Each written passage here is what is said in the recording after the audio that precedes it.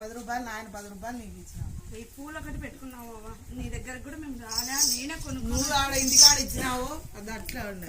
నేను కొనుక్కొని పెట్టుకున్నా మా నాన్నకు బాగా కావాలా అని. ఈ పూలే పెట్టుకొని అవి వాసన చూపించినావు 3 గంటలు నాయన.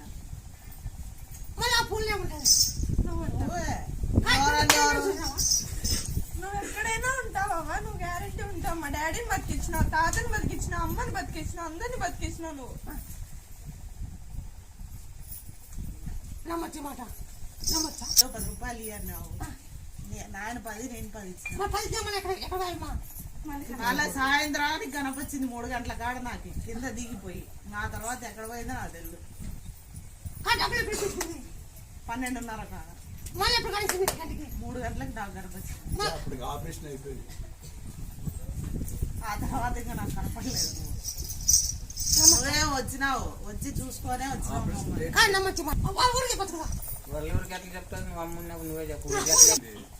మళ్ళీ ఆపరేషన్ చేసినాక బయటకు వచ్చినాక నాకు కనపచ్చింది. నా తర్వాత అడిగినా ఇచ్చినాను.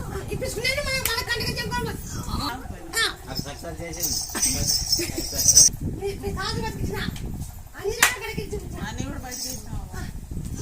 3 నెలలు దాంతో లాస్ట్ ఇంకా పోయి డాక్టర్ దగ్గరికి.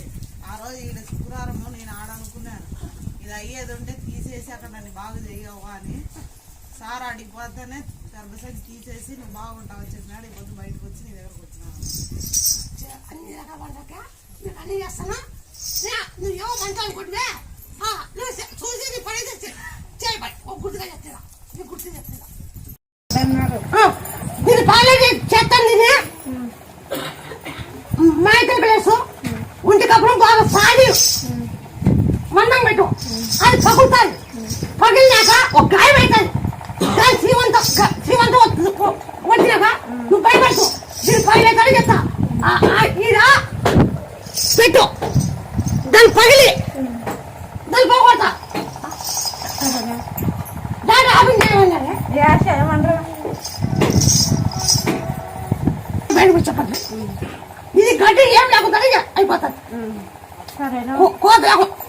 మళ్ళీ పగలే బాగా వస్తుంది. అట్లా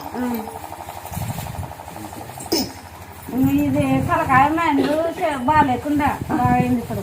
తలకాయ ఈ మైండ్ పని చేసుకుంటా బాగా అయింది ఇప్పుడు. బాగా అయిందా? పలానా చెప్పలే చెప్పలేదు చెప్పలేదు. మాట రాసి పంపించారు.